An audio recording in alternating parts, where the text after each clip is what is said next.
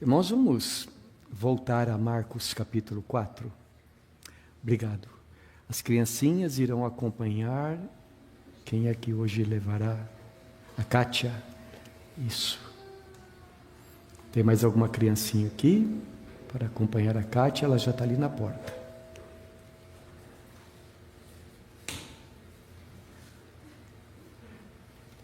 Sarinha, você não, amor.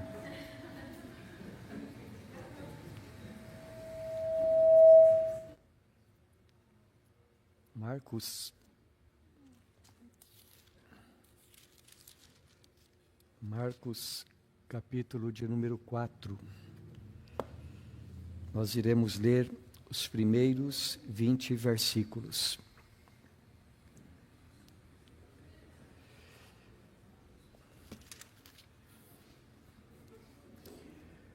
Voltou Jesus a ensinar à beira-mar, e reuniu-se numerosa multidão a ele, de modo que entrou num barco, onde se assentou, afastando-se da praia. E todo o povo estava à beira-mar na praia. Assim lhes ensinava muitas coisas por parábolas, no decorrer do seu doutrinamento. Ouvi, eis que saiu o semeador a semear, e ao semear, uma parte caiu à beira do caminho, e vieram as aves e a comeram. Outra caiu em solo rochoso, onde a terra era pouca, e logo nasceu, visto não ser profunda a terra. Saindo, porém, o sol a queimou, e porque não tinha raiz, secou-se. Outra parte caiu entre os espinhos, e os espinhos cresceram e a sufocaram, e não deu fruto. Outra, enfim, caiu em boa terra, e deu fruto, que vingou e cresceu, produzindo a 30, a 60 e a 100 por um. E acrescentou: quem tem ouvidos para ouvir, ouça. Quando Jesus ficou só, os que estavam junto dele com os 12 o interrogaram a respeito das parábolas. Ele lhes respondeu: a vós outros vos é dado a conhecer o mistério do reino de Deus, mas aos de fora tudo se ensina por meio de parábolas, para que vendo, vejam e não percebam, e ouvindo, ouçam e não entendam, para que não venham a converter-se e haja perdão para eles. Então lhes perguntou: não entendeis esta parábola? E como compreendereis todas as parábolas? O semeador semeia a palavra. São estes os da beira do caminho, onde a palavra é semeada. E, enquanto a ouvem, logo vem Satanás e tira a palavra semeada neles. Semelhantemente, são estes os semeados em solo rochoso, os quais, ouvindo a palavra, logo a recebem com alegria. Mas eles não têm raiz em si mesmos, sendo antes de pouca duração.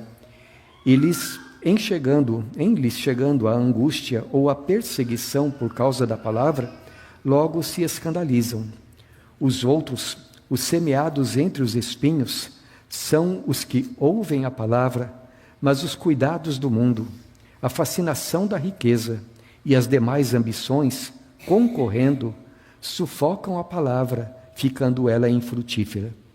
Os que foram semeados em boa terra são aqueles que ouvem a palavra e a recebem, frutificando a 30, a 60 e a 100 por um.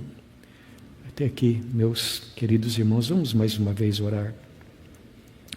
Ó Senhor, Pai Celestial, como nós damos graças a Ti por termos em nossas mãos, diante dos nossos olhos, as sagradas Escrituras, que são a Tua palavra para nós hoje.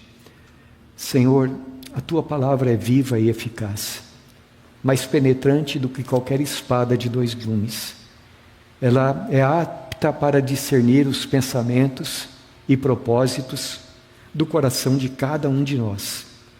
E agora aqui estamos, mais uma vez, neste momento de culto, Senhor, confiantes de estarmos na Tua presença, através do nome santo de Jesus, nós rogamos a iluminação da nossa mente, dos nossos corações, para que a Tua palavra encontre em nós terra bem preparada, Senhor. Que não sejamos endurecidos pelo engano do pecado. Que Satanás se torne, Senhor Deus, completamente inoperante em nossas vidas, em nossos pensamentos. E assim, ó Pai amado, nós possamos frutificar no reino do Senhor, aqui e para a eternidade. Em nome de Jesus. Amém. Em nosso último estudo aqui em Marcos capítulo 4, nós vimos que o nosso Senhor Jesus muitas vezes recorria a um método de ensino muito utilizado pelos mestres até o dia de hoje, que é o ensino através de parábolas. Parábolas são narrações de histórias ou de fatos que trazem para nós, através dela mesma, uma analogia daquilo que deve ser a nossa vida moral, a nossa vida espiritual. Os grandes mestres, quando querem transmitir algum ensinamento, alguma lição para a vida, muitas vezes se utilizam deste recurso.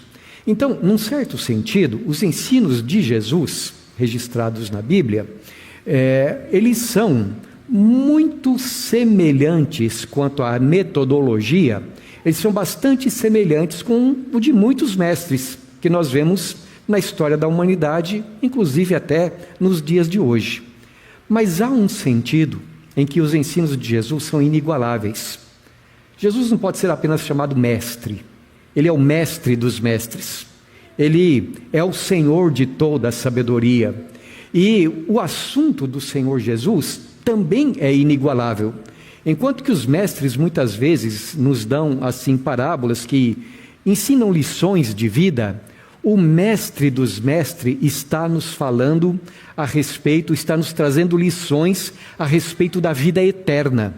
Jesus está falando a respeito do reino de Deus. Então, todas as parábolas de Jesus, elas têm essa função de mostrar para nós qual é o caminho para o reino de Deus e como deve ser a nossa vida no reino de Deus.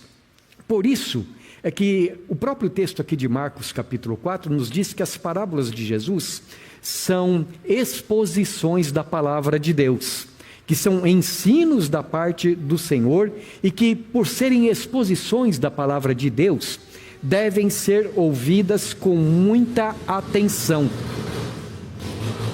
Porque se nós dermos ouvidos àquilo que o Senhor Jesus está falando, a palavra dele é poderosa para implantar em nosso coração, em nossa maneira de viver, de pensar, de falar, a presença do reino de Deus.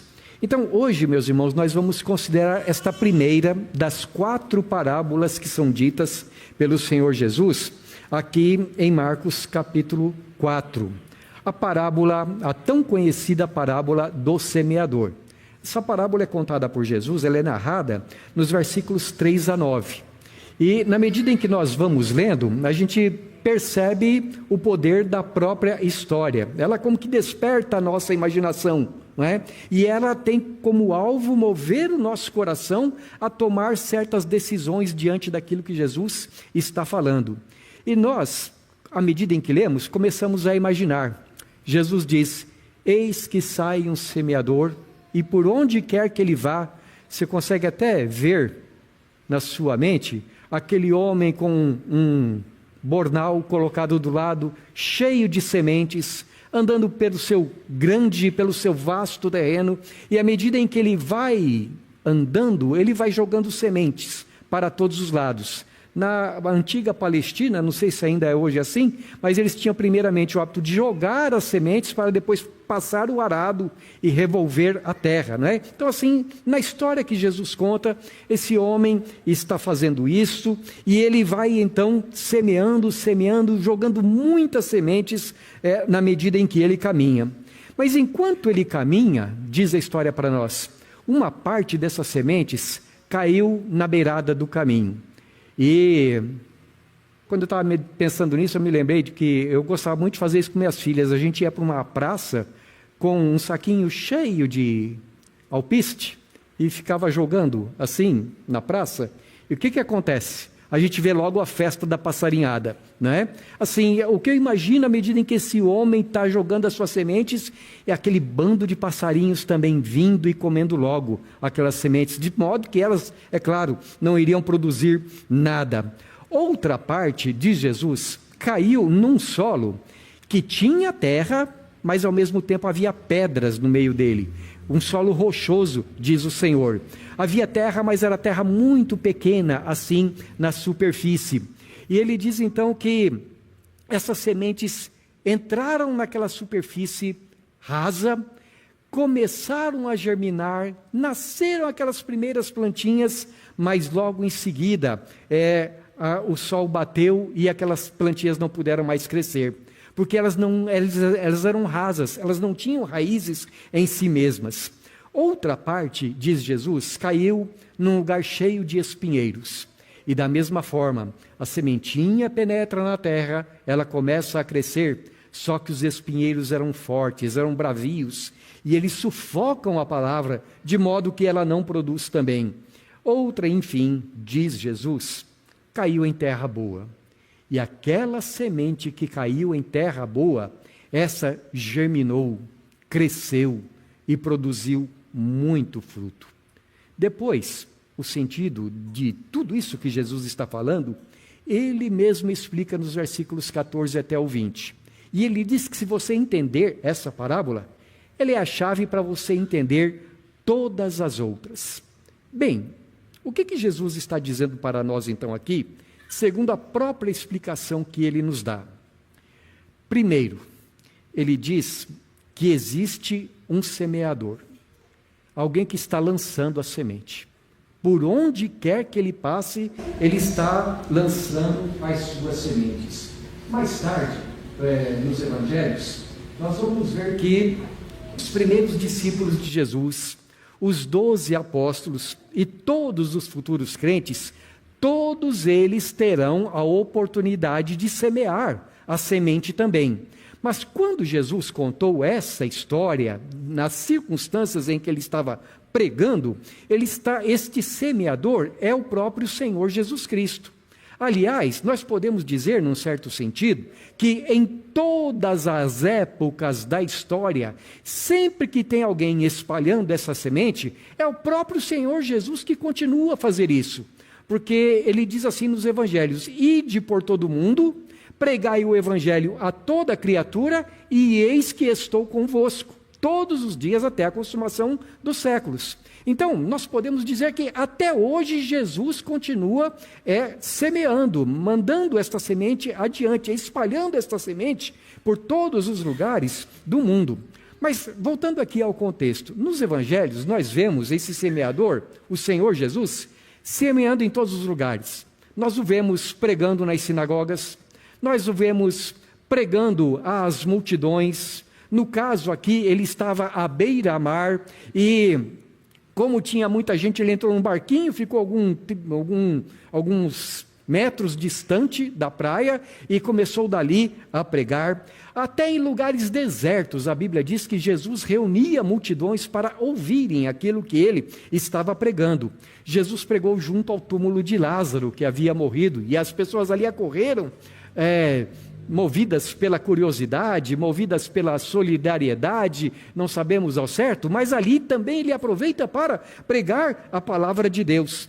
Jesus não somente falava às multidões, nós o vemos sentado à beira de um poço falando com a mulher de Samaria, nós o vemos certa noite falando com Nicodemos, nós o vemos falando com o jovem rico que queria conhecer o caminho da salvação. Isto é, Jesus falava a todas as classes de pessoas, homens e mulheres, pessoas ricas ou pobres, idosas ou crianças. Por onde quer que Jesus fosse, Jesus estava anunciando a palavra de Deus. E por que eu digo que Jesus estava semeando a palavra de Deus? É porque o próprio Jesus aqui no versículo 14 nos dá essa explicação. O semeador semeia a palavra. Então essa é a primeira coisa que eu quero destacar. Perdão, a segunda. A primeira existe um semeador. Este semeador é Jesus. A segunda, a semente, é a palavra de Deus. Mais tarde, aqui em Marcos capítulo 4 mesmo, o Senhor Jesus conta mais outras duas parábolas, nas quais ele fala sobre o reino de Deus como uma sementinha. Uma semente que, plantada, ela se torna a maior de todas as árvores. Jesus, nessas outras parábolas, a parábola da semente, a parábola do grão de mostarda, está falando a respeito do alcance do reino de Deus, no sentido de que o reino de Deus, através da palavra de Deus, irá alcançar o mundo. Mas, nas três parábolas aqui, o Senhor Jesus faz essa comparação. E quando você pensa nisso, você começa a pensar numa sementinha, não é? A parábola do semeador fala do poder dessa semente, de germinar, de penetrar na terra e de frutificar.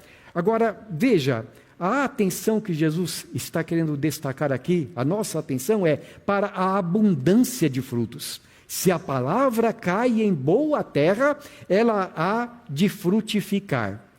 Eu quero, meus irmãos, destacar apenas duas passagens no Novo Testamento que falam para nós a respeito desses frutos. O primeiro fruto que eu quero mencionar é aquele que teologicamente nós chamamos de regeneração, ou doutrinariamente, se você preferir.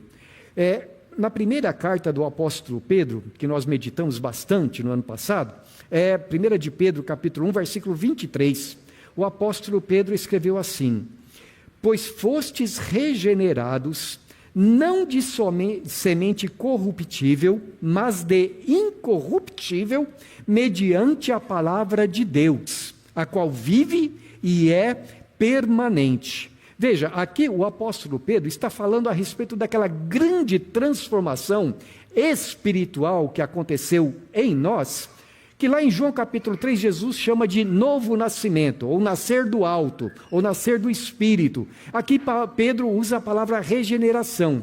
O que é isso? É uma transformação tão grande na vida da pessoa que ouve a palavra de Deus, que muda o seu interior, que faz com que ela desperte espiritualmente. Jesus diz que quando isso acontece, é como se a pessoa tivesse nascido de novo. Claro que não nasceu novamente fisicamente, mas nasceu espiritualmente. Ora, como é que o Espírito Santo, que nos trouxe a vida nesse mundo, faz o novo nascimento acontecer em nossos corações? É através do poder da palavra de Deus. Assim como Jesus disse a Lázaro lá no túmulo: Lázaro, vem para fora, e Lázaro ressuscitou dentre os mortos, assim Deus faz com que aquele que ouve a sua palavra levante-se dentre os mortos espiritualmente e tenha nova vida. Agora, quando uma pessoa é regenerada, naturalmente ou consequentemente, infalivelmente, produzirá um outro fruto na vida dela. Esse fruto é mencionado em Romanos capítulo 6, versículo de número 22. E a palavra usada ali é santificação. Versículo 22 de Romanos 6 diz assim: agora, porém, libertados do pecado, transformados em servos de Deus, tendes o vosso fruto para a santificação e, por fim, a vida eterna. Então veja, aqui de novo, o fruto da santificação, e o resultado será a vida eterna. Santificação aqui tem o sentido de crescimento espiritual. Imagina, por exemplo, um bebezinho, né? Eu estou ali olhando para o Daniel, filhinho da Rosana, e eu disse agora há pouco para ela: mas como esse menino cresceu? Está andando para lá e para cá. Ele nasceu faz quanto tempo? 2 anos? 1 ano e 2 meses. Já pensou se com 1 ano e 2 meses ele continuasse do mesmo tamanho que ele nasceu? O que você diria a respeito dele? Essa criança precisa de muito cuidado médico, não é? Da mesma forma, a Bíblia diz que nós não paramos na regeneração. A partir da regeneração, começa um processo chamado santificação, crescimento espiritual. Outra maneira de falar é crescer à imagem e semelhança do Senhor Jesus Cristo. E à medida em que a gente vai crescendo, que esse fruto da santificação vai sendo produzido na nossa vida, então toda aquela outra sorte enorme de frutos mencionados no Novo Testamento vai se desenvolvendo. A cada dia, a nossa mente deve ser transformada pelo poder da palavra de Deus. Não nos conformamos com este mundo, mas somos transformados pelo poder da palavra. O nome disso é arrependimento, é mudança de mente, é ser transformado, é deixar os pensamentos antigos para trás e, como diz o apóstolo Paulo em outro lugar, ser nova criação a cada dia, tudo se fazendo novo. É crescer na fé, é amadurecer na fé, é produzir o fruto do Espírito, de alegria, paz, paciência, perseverança e todas aquelas outras coisas boas que diz o Novo Testamento, que trazem glória para o nome de Deus na nossa vida. E então, assim, a gente pode comparar com uma sementinha qualquer. Imagine, por exemplo, uma semente de laranja.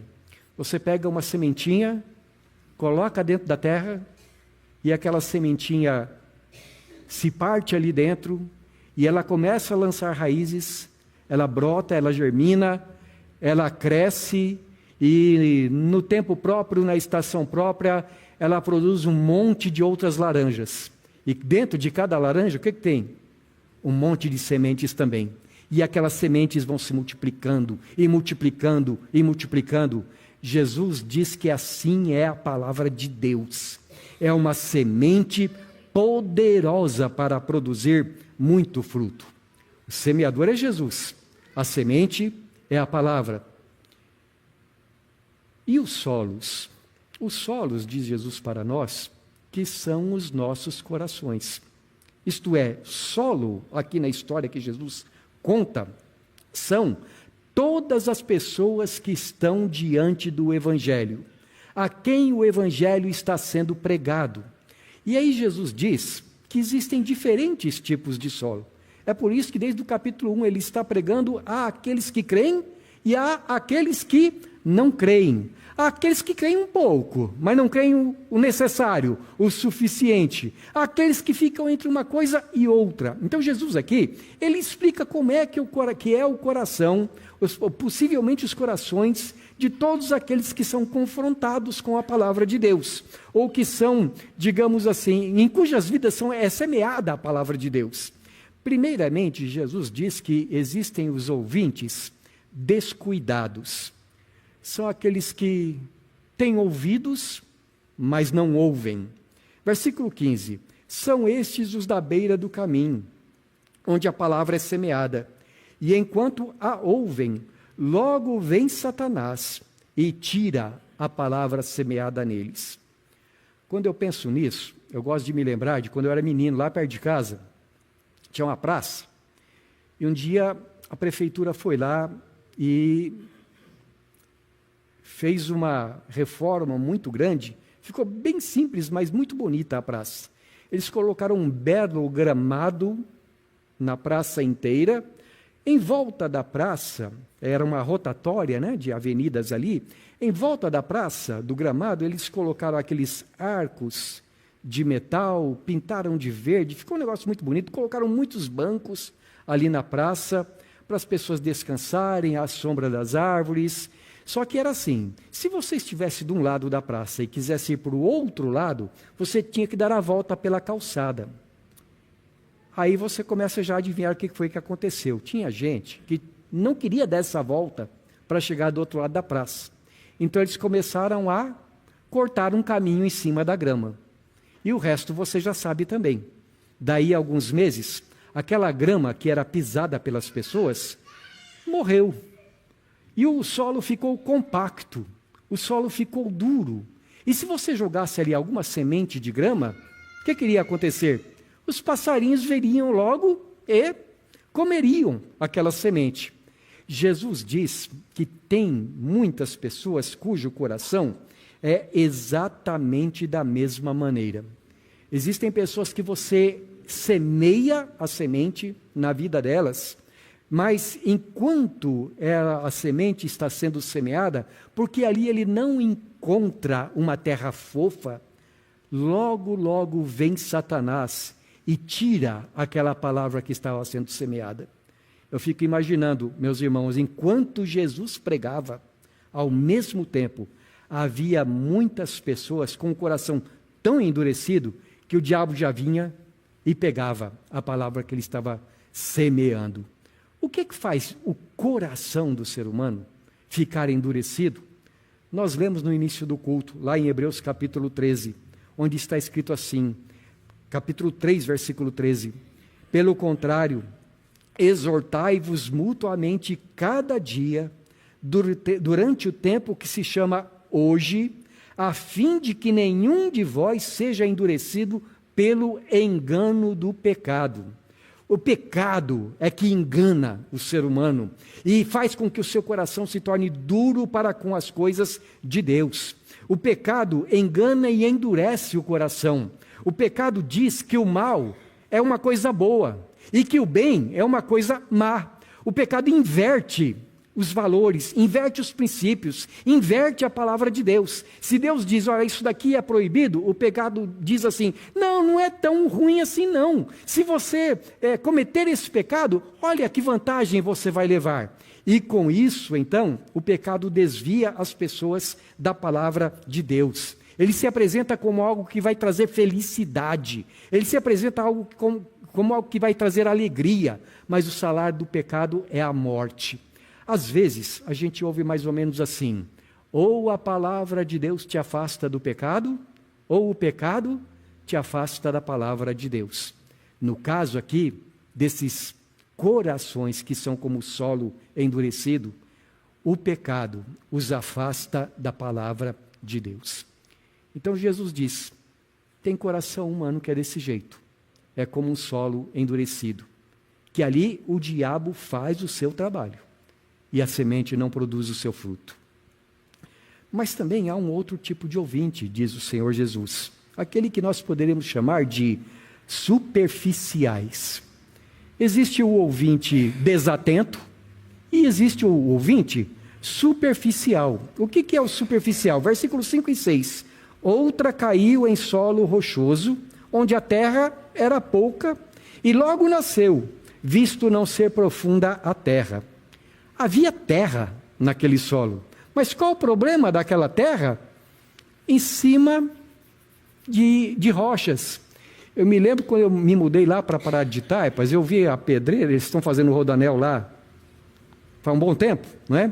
Então eles estavam trabalhando lá no rodoanel e eu via eles então destruindo extensões grandes de árvores, né? de plantas e coisas assim, e eu ficava muito bravo. Onde é que já se viu tanta destruição da floresta nativa? Aí alguém me explicou, não pastor, essas árvores aí, essa terra aí, não tem meio metro de altura. É tudo superficial, por baixo só tem pedra. Então eles estavam quebrando as pedras, né? É um solo parecido com esse aqui que Jesus está falando. A terra é pouca, a terra é rasa. E então a semente começa a penetrar, logo vêm as plantas, mas acontece que a raiz não pode ir muito longe. A hora que bate o sol, essas plantas morrem, são de pouca duração. A explicação está nos versículos 16 e 17. Semelhantemente, são esses os semeados em solo rochoso, os quais, ouvindo a palavra, logo a recebem com alegria. Mas eles não têm raiz em si mesmos, sendo antes de pouca duração, em lhes chegando a angústia ou perseguição por causa da palavra, logo se escandalizam. Um dos ensinamentos mais encorajadores que nós temos na Bíblia, um dos ensinamentos mais fortalecedores que nós temos como discípulos de Jesus, consoladores mesmo, é que Jesus nunca nos deixará sozinhos em nossas tribulações. Ele diz, eis que estou convosco, o Espírito de Jesus está conosco. Agora, isso é muito necessário saber, porque, meus irmãos, a vida cristã é uma vida na qual nós não estamos ainda experimentando o reino de Deus na sua plenitude. Ainda estamos vivendo num mundo em que existem males. Estamos vivendo num mundo em que existem corações endurecidos. A própria parábola é um testemunho disso. O crente, ele está vivendo aquilo que John Stott chamou de contracultura cristã. A cultura do mundo está indo para um lado, mas o crente, ele está na contramão da história, não é? Os pensamentos dele são diferentes. E isso traz oposição da parte do mundo, e isso traz conflitos para o cristão. Além do que, o próprio crente ele experimenta dentro do seu coração muitas angústias por causa do seu compromisso com a palavra. É a tentação do pecado, a tentação das tribulações, como diz o apóstolo Paulo, as coisas interiores e as coisas exteriores que nós temos que enfrentar a cada dia. Ora, Jesus nos encoraja a suportar todas as dificuldades com alegria no coração, porque ele diz assim, olha, quando estiverem perseguindo vocês por causa da palavra, lembrem-se que fizeram a mesma coisa com os profetas do passado, com aqueles que foram antes de vocês. Vocês estão em boa companhia.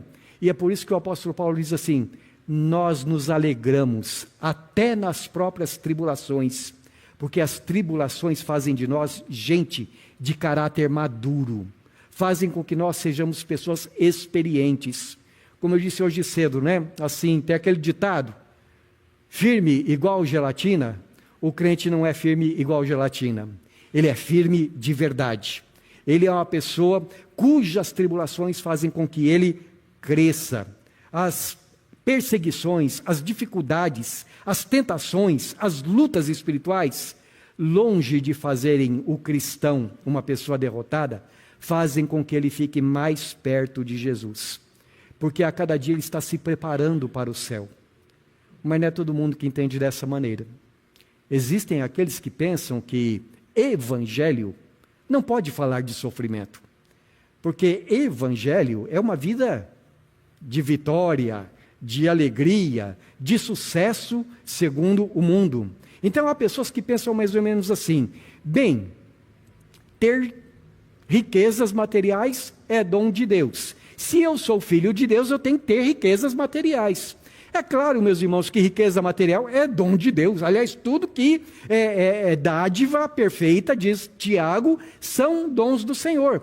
Mas nós não temos todos os dons de Deus na nossa vida, não é mesmo? Não são todos eles igualmente distribuídos. Então, quando nós olhamos para a Bíblia, muitas vezes, a falta de riqueza espiritual é uma característica daqueles que, a falta de riqueza material é uma característica daqueles que andam com Jesus Cristo. O próprio Senhor Jesus, ele diz que se alguém quiser me seguir, entenda uma coisa, as aves do céu têm os seus ninhos, as raposas têm os seus covis, mas o Filho do Homem não tem onde reclinar a cabeça. Ora, existem aqueles que pensam assim, não, se eu for crente, eu tenho que ser, por exemplo, um empresário bem-sucedido. Com 20 e tantos anos, eu já sou uma pessoa que tem tanto dinheiro no banco, eu sou cristão. Irmãos, não é assim que funciona. Não é isso que a Bíblia diz. Agora, se uma pessoa, ela pensa que para ser crente, ou se ela for crente, ela terá necessariamente bens materiais, ela está se enganando. E então diz Jesus, vêm as tribulações, vêm as perseguições por causa da palavra, e essa pessoa, essa semente, morre por causa dessas dificuldades. Há um outro tipo de ouvinte, diz Jesus também, os ouvintes inconstantes. O que é uma pessoa inconstante? É uma pessoa de coração dividido. Uma hora ela está mais firme, uma hora ela está mais mole. Uma hora ela está amando as coisas de Deus, se dedicando tal. Outra hora ela está cuidando das coisas puramente materiais. Jesus fala a respeito disso no versículo 7. Outra parte caiu entre espinhos, e os espinhos cresceram e a sufocaram, e não deu fruto. Versículos 18 e 19 é a explicação. Os outros, semeados entre os espinhos, são os que ouvem a palavra, mas os cuidados do mundo, a fascinação das riquezas e as demais ambições, concorrendo, sufocam a palavra, ficando ela infrutífera. Eu quero chamar a atenção da palavra concorrendo no versículo 19. As coisas concorrendo sufocam a palavra. O que é concorrer? É competir. O que Jesus está dizendo é que há uma competição pelo coração do homem, entre as coisas materiais, entre as coisas desse mundo e as coisas do reino de Deus. E nós não podemos servir a dois senhores, porque se nós formos servir a dois senhores, diz o Senhor Jesus, o nosso coração fica dividido. E um coração dividido, ele não está colocado nas coisas do céu. Nós não podemos, então, servir a Deus, diz o Senhor Jesus, e a Mamon, a Deus e as riquezas. Agora, meus irmãos, não devemos pensar que somente uma pessoa que tem muitos bens materiais é que ama as coisas deste mundo. Eu quero dar um exemplo para vocês. Em João capítulo 6, eu peço que os irmãos abram, por favor, lá em João capítulo 6, versículo 6, onde nós temos um exemplo muito forte, um exemplo real, daquilo que Jesus está contando para nós na parábola. Então, João capítulo 6, versículo 60, está escrito assim. Obrigado, Bruno. Muitos dos seus discípulos, tendo ouvido tais palavras, disseram: duro é esse discurso, quem o pode ouvir? Agora o versículo 66 e 67. À vista disso, muitos dos seus discípulos o abandonaram e já não andavam com ele. Então perguntou Jesus aos 12, porventura, quereis também vós, outros, retirar-vos? O contexto aqui de João capítulo 6, meus irmãos, está nos explicando que havia muita gente seguindo Jesus. Isso porque Jesus havia multiplicado os pães. E então as pessoas disseram assim: olha, esse é o rei que nós estamos precisando, ele vai solucionar o problema da fome. Então um monte de gente começou a seguir Jesus. No dia seguinte, não achavam Jesus, logo estavam atrás dele: mestre, está todo mundo te procurando. E Jesus começou a dizer para eles: vocês estão me procurando porque eu multipliquei os pães. Vocês mataram a fome e agora querem de novo. E ele começou a dar um discurso que eles não queriam ouvir. Jesus disse para eles: trabalhem, mas pelo pão da vida eterna, que o Filho do Homem dará para vocês. Quem comer a minha carne e beber o meu sangue, herdará o reino de Deus. E foi por aí. E à medida em que ele falava, as pessoas foram simplesmente se desanimando com o discurso de Jesus. Eu pensei que ele fosse multiplicar os pães de novo. Não é isso que ele está fazendo? Aliás, ele está dizendo para a gente comer do pão para a vida eterna. Que pão que é esse? E aí, então, chega no versículo 60, muitos discípulos ouvindo isso dizem: que discurso pesado. Quem é que pode suportar? E deixam de seguir Jesus. Mas você viu a reação de Jesus? Jesus não diz assim para aqueles que estão saindo: peraí, vem cá. Eu vou tornar as coisas mais fáceis para você, não é? Eu estava brincando, era só para te testar. Não, Jesus não faz isso. Jesus se volta para os 12 e pergunta: e vocês também querem ir embora? Porque, meus irmãos, seguir a Jesus não é uma questão de você obter bens materiais e de você poder servir a Deus e as coisas deste mundo ao mesmo tempo. Jesus tem que ser o dono do teu coração. Jesus tem que estar dirigindo a tua vida. Porque uma pessoa dividida entre dois senhores, o que ele diz aqui? Não frutifica, não produz as coisas do reino de Deus. Quereis também retirar-vos? Porque Jesus, ele nos ensina na sua palavra que se alguém quer segui-lo, negue-se a si mesmo, tome a sua cruz e dia a dia os siga. E ele não quer ter com ele pessoas indispostas a sacrificar-se por causa dele. Por último, Jesus diz: há ouvintes atentos. O que são os ouvintes atentos? São os que foram semeados em boa terra. Versículo de número 20. Os que foram semeados em boa terra são aqueles que ouvem a palavra e a recebem, frutificando a 30, a 60 e a 100 por um. Eu acho muito interessante a gente ler também o texto paralelo de Lucas, onde Lucas esclarece um pouco mais para os seus ouvintes gentios. Lucas capítulo 8, versículo de número 15. Está escrito assim, palavras do Senhor Jesus: o que caiu na boa terra são os que, tendo ouvido de bom e reto coração, retêm a palavra. Esses frutificam com perseverança. Quer dizer, a palavra é lançada ali, mas o diabo não vem e come.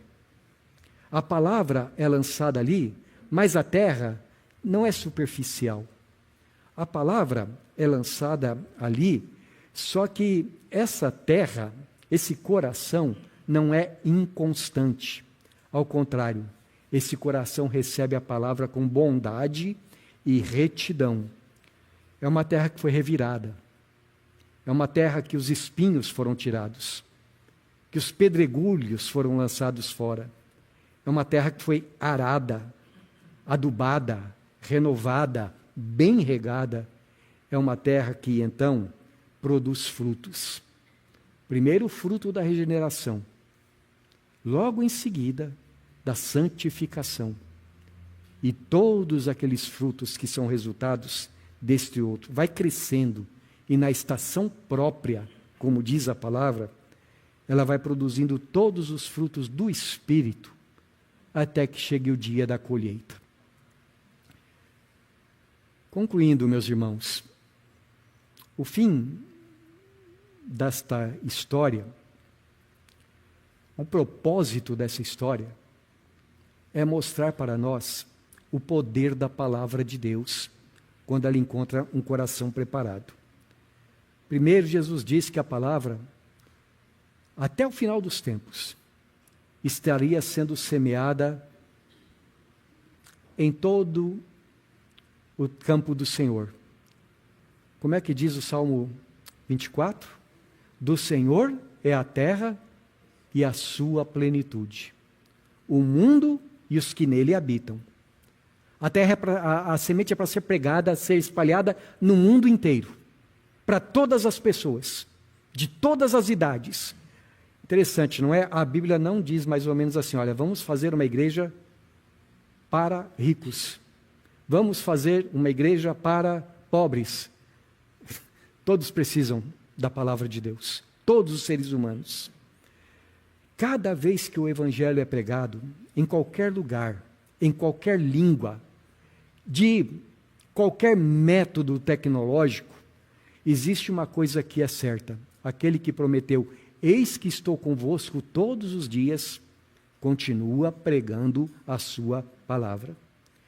Segundo, essa sementinha, ela é poderosa. O evangelho é o poder de Deus para a salvação de todo aquele que crê. O evangelho regenera, o evangelho santifica, ele produz o reino de Deus no coração daquele que a recebe inteiramente. Mas para que produza bom fruto, esta semente, ela precisa cair em solo bem preparado. Eu gostaria de fazer duas aplicações gerais para nós nessa noite. E para essas duas aplicações eu gostaria de citar o profeta Oséias, capítulo 10, versículo 12. E ele usa uma metáfora muito semelhante. Então, diz o Senhor assim, em Oséias capítulo 10, versículo 12. Então eu disse, semeai para vós outros em justiça, ceifai segundo a misericórdia, arai o campo de pousio, porque é tempo de buscar ao Senhor, até que Ele venha e chova a justiça sobre vós. Primeira aplicação, meus irmãos, é tempo de buscar o Senhor, até que Ele venha, e Ele virá. E quando Ele vier, a justiça vai dominar a terra inteira. A terra se encherá do conhecimento do Senhor, como as águas cobrem o mar. Os reinos deste mundo ainda não estão experimentando a plenitude do reino de Deus. Mas Apocalipse diz: os reinos deste mundo se tornarão do Senhor e do seu Cristo. Enquanto Jesus não vem, é tempo de nós nos prepararmos. É tempo da gente preparar o coração. É tempo de buscarmos o Senhor. E é tempo, então, de preparar o coração para a vinda dele. Por isso ele diz aqui: are o tempo, o terreno que está parado, que está lá em repouso, revire a terra, afofe, tire as pedras. Não seja como aqueles cujo coração está tão endurecido que a palavra é semeada e não produz nada, porque o diabo vem e leva logo embora. Irmão, não deixe qualquer pecado fazer separação entre Deus e você. Não deixe que qualquer pecado... Alguém já disse uma vez que Satanás ele trabalha como se fosse com um pé de cabra ou uma cunha.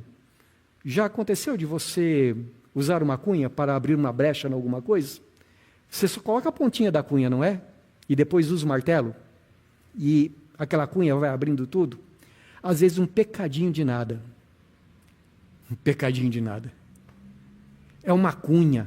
É um instrumento de Satanás para fazer o inferno acontecer na vida de uma pessoa e separar ela da presença de Deus. Não deixe isso acontecer com você.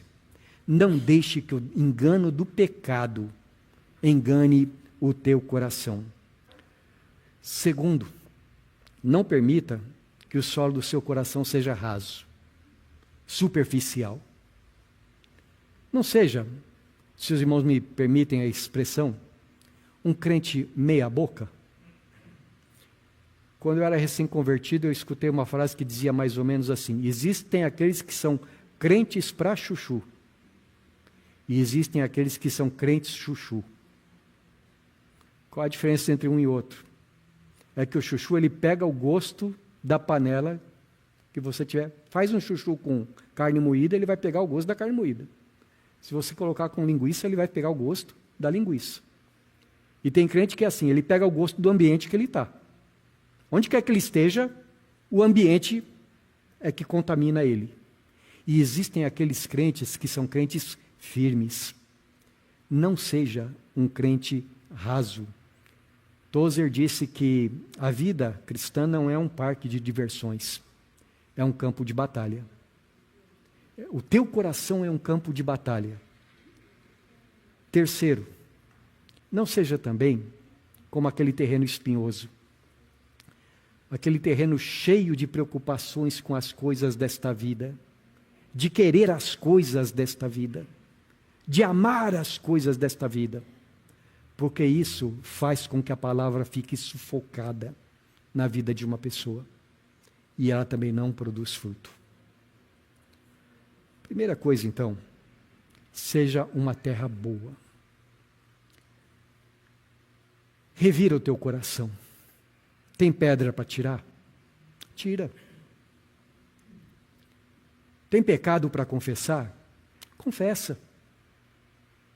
Tem amores dos quais você precisa se desfazer? Se desfaça. Jesus é mais importante do que qualquer coisa que essa vida possa oferecer, do que qualquer outra pessoa que esse mundo possa ter. Jesus acima de todos. E uma última aplicação. Semeie essa palavra. Sim, tem muito solo duro por aí. Tem muito solo espinhoso por aí. Mas também tem muita terra boa. Tem muita terra preparada. E confie numa coisa: os que com lágrimas semeiam, com júbilo ceifarão. Aqueles que plantam, colherão. Que assim seja, até que o Senhor venha. Amém.